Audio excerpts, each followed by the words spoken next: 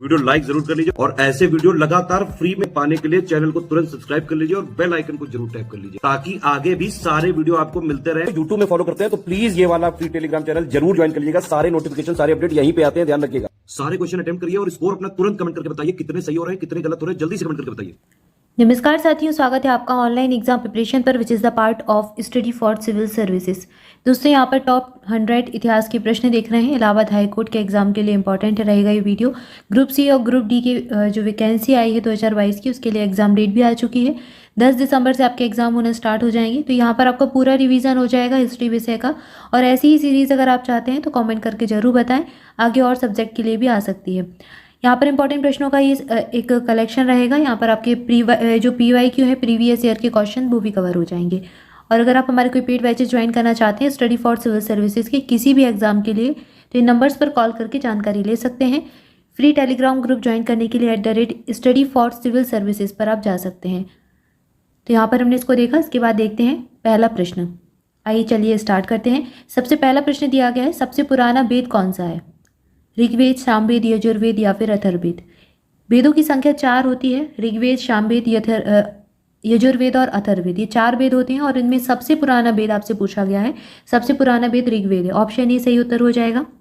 ऋग्वेद में 1028 सूक्त हैं और ये पद्य भाषा में लिखा हुआ है, पद्य में लिखा हुआ है। इसके अलावा यहाँ से एक प्रश्न और पूछा जाता है कि वेद त्रयी का निर्माण किन वेदों से मिलकर होता है? तो वेद त्रयी का निर्माण ऋग्वेद, सामवेद और यजुर्वेद से मिलकर होता है। अथर्ववेद इसमें नहीं आता है। और चारों वेदों को अगर मिला दें तो ये संहिता कहलाती है। वेद संहिता का निर्माण होता है। लेकिन अगर वेद त्रयी पूछा जाए, वेद त्रयी, तो वहाँ पर अथर्ववेद नहीं आएगा, बाकी के ये तीनों वेद आ जाएंगे। ऋग्वेद में गायत्री मंत्र का भी उल्लेख मिलता है। तो यहाँ पर हमने इसको देखा। इसके बाद आगे बढ़ेंगे, अगला प्रश्न देखेंगे। अगला प्रश्न है, भारत के किस स्थल की खुदाई से लौह धातु के प्रचलन के प्राचीनतम प्रमाण मिले हैं? तो जो लौह धातु थी इसका प्रचलन चलता था सबसे प्राचीन समय में, किस समय में? तो कहाँ की खुदाई से ये प्रमाण मिले हैं आपसे पूछा गया है। ऑप्शन दिए गए हैं, तक्षशिला, अतरंजी खेड़ा, कौशाम्बी या फिर हस्तिनापुर। सही उत्तर हो जाएगा अतरंजी खेड़ा। ऑप्शन बी सही उत्तर हो जाएगा। यहाँ से लौह धातु के प्रचलन के प्राचीनतम प्रमाण मिले हैं।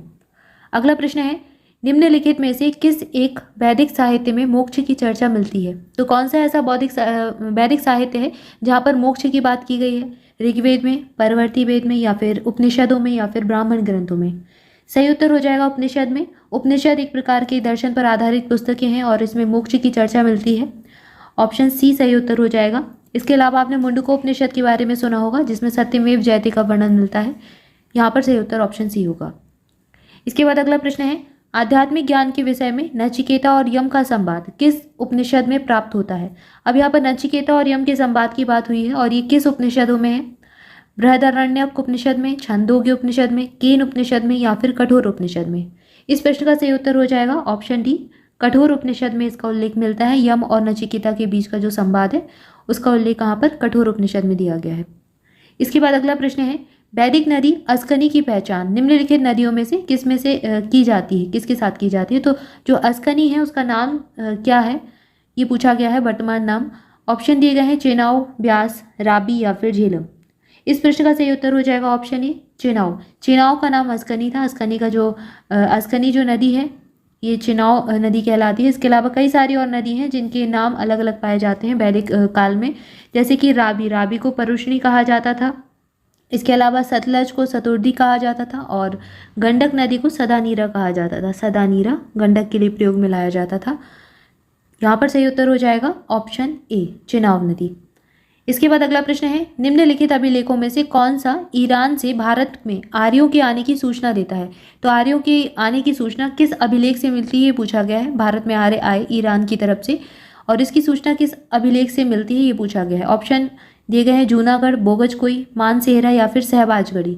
सही उत्तर हो जाएगा ऑप्शन बी, बोगजकोई। बोगजकोई का जो अभिलेख है वहाँ से जानकारी मिलती है कि भारत में ईरान से आर्यों का आगमन हुआ था। इसके बाद अगला प्रश्न है, गोत्र शब्द का सर्वप्रथम प्रयोग कहाँ पर हुआ है? ऋग्वेद में, सामवेद में, यजुर्वेद में या फिर अथर्ववेद में? सबसे पहले गोत्र जो शब्द है इसका प्रयोग ऋग्वेद में किया गया था। ऑप्शन ए सही उत्तर हो जाएगा। इसके अलावा ऋग्वेद में बलि और कर्मकांड का उल्लेख भी मिलता है। 10 राजाओं का जो युद्ध हुआ था परुष्णी नदी के किनारे, इसकी बात भी ऋग्वेद में की गई है।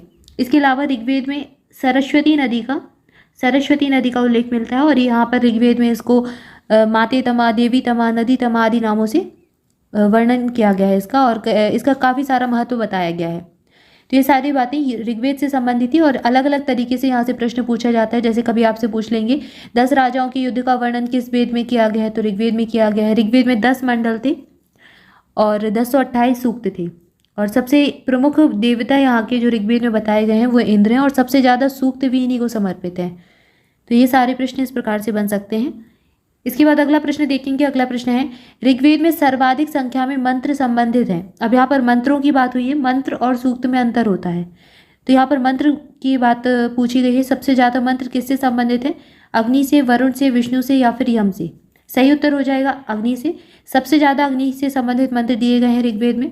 इसके अलावा अगर सूक्त की बात करें तो अभी बताया ही था, सबसे ज़्यादा सूक्त जो है इंद्र देवता को समर्पित हैं ऋग्वेद में। ठीक है, क्लियर है। इसके अलावा इंद्र देवता युद्ध और वर्षा के देवता माने जाते हैं। इसके अलावा अगर झंझावत भी ऑप्शन में मिले तो वो भी सही माना जाएगा। युद्ध, वर्षा और झंझावत के देवता हैं। क्लियर है। इसके बाद अगला प्रश्न देखेंगे। अगला प्रश्न है, ऋग्वैदिक धर्म था तो ऋग्वेद में किस प्रकार का धर्म था? एकेश्वरवादी, अद्वैतवादी, बहुदेववादी या फिर इनमें से कोई नहीं? सही उत्तर हो जाएगा बहुदेववादी। ऋग्वेद में जो ऋग्वैदिक काल था उस समय बहुदेववाद प्रचलन में था। कई सारी देवी देवताओं का महत्व वहाँ पर था। ऑप्शन सी सही उत्तर होगा। इसके बाद अगला प्रश्न है, प्राचीन काल में आर्यों के जीविकोपार्जन का मुख्य साधन था? कृषि, शिकार, शिल्पकर्म या फिर व्यापार? इस प्रश्न का सही उत्तर हो जाएगा शिकार। ऑप्शन बी सही उत्तर हो जाएगा। प्राचीन काल में आर्यों के जीविकोपार्जन का मुख्य साधन शिकार होता था। क्लियर है। इसके बाद अगला प्रश्न देखेंगे, 800 से 600 ईसा पूर्व का काल किस युग से जुड़ा हुआ है? तो जो 800 से 600 ईसा पूर्व का जो काल था वह कौन से काल के नाम से जाना जाता था? रामायण युग था या फिर महाभारत युग था या फिर ब्राह्मण युग था या फिर शूद्र युग था? सही उत्तर हो जाएगा ऑप्शन सी ब्राह्मण युग। ये जो समय था ये ब्राह्मण युग के नाम से प्रचलित था। इसके बाद अगला प्रश्न है, निम्नलिखित में से किस राजा के एक अभिलेख से सूचना मिलती है कि शाक्य मुनि बुद्ध का जन्म लुम्बिनी में हुआ था? तो जो बुद्ध थे उनका जन्म लुम्बिनी में हुआ था। इसकी जानकारी किस अभिलेख से मिलती है ये पूछा गया है। अशोक के अभिलेख से, कनिष्क के अभिलेख से या फिर हर्ष के अभिलेख से या फिर धर्मपाल के अभिलेख से? सही उत्तर हो जाएगा ऑप्शन ए। अशोक के जो अभिलेख हैं उनमें ये जानकारी मिलती है कि शाक्य मुनि बुद्ध का जन्म लुम्बिनी नामक ग्राम में हुआ था। इसके बाद अगला प्रश्न देखेंगे। अगला प्रश्न है, आलार कलाम कौन थे? तो आलार कलाम कौन थे ये पूछा गया है। बुद्ध के एक शिष्य थे या फिर एक बौद्ध भिक्षु थे? बुद्ध के गुरु थे या फिर एक शासक थे? इस प्रश्न का सही उत्तर हो जाएगा ऑप्शन सी। जो आलार कलाम थे ये बुद्ध के गुरु थे। इनका नाम बुद्ध के गुरु के रूप में प्रचलित है। बुद्ध के गुरु इनको माना जाता है आलार कलाम को। ऑप्शन सी सही उत्तर होगा। इसके बाद अगला प्रश्न है, किस वेद में सभा और समिति को प्रजापति की 2 पुत्रियां कहा गया है? तो सभा और समिति प्रजापति की 2 पुत्रियां थी, ऐसा किस वेद में उल्लेख मिलता है? ऋग्वेद में, सामवेद में, यजुर्वेद में या फिर अथर्ववेद में? इस प्रश्न का सही उत्तर हो जाएगा ऑप्शन डी अथर्ववेद। अथर्ववेद में कहा गया है कि सभा और समिति प्रजापति की 2 पुत्रियां थी। अथर्ववेद में इसके अलावा जादू टोने से संबंधित मंत्र आदि दिए गए हैं। तो ये प्रश्न में पूछा गया है एग्जाम में, इसको याद रखें। इसके बाद अगला प्रश्न है, बुद्ध द्वारा अपने धर्म में दीक्षित किए जाने वाला अंतिम व्यक्ति कौन था? बुद्ध ने बुद्ध का जो धर्म था बौद्ध धर्म, गौतम बुद्ध का, इन्होंने अपने धर्म में दीक्षित किसको किया? अंतिम व्यक्ति वह कौन था ये पूछा गया है। आनंद, सारिपुत्र, मोगलन या फिर सुभद्र? सही उत्तर हो जाएगा ऑप्शन डी सुभद्र। सुभद्र नामक व्यक्ति को बुद्ध के द्वारा दीक्षित किया गया था और यह अंतिम व्यक्ति था जिनको गौतम बुद्ध ने दीक्षित किया था। ऑप्शन डी सही उत्तर हो जाएगा। तो यहाँ पर हमने कुछ प्रश्न देखे जीके जीएस से संबंधित, इतिहास विषय से संबंधित, और इतिहास में भी यहाँ पर हमने वैदिक काल था और इसके अलावा बुद्ध काल था उससे संबंधित कुछ प्रश्न देखे। इसके आगे नेक्स्ट पार्ट में, ये सेकंड पार्ट था हिस्ट्री का, इसके पहले एक पार्ट आ चुका है, अगर आपने नहीं देखा है तो आप चैनल पर देख सकते हैं।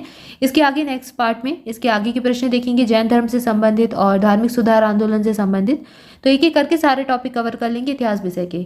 वीडियो अच्छा लगा हो तो वीडियो को लाइक जरूर कर दे, कमेंट करके जरूर बताएं वीडियो कैसा लगा। इसके अलावा चैनल को सब्सक्राइब नहीं किया है तो चैनल को सब्सक्राइब जरूर कर ले और बेल आइकन जरूर प्रेस कर दे ताकि ऐसे इंपॉर्टेंट वीडियो आप तक पहुंचते रहें।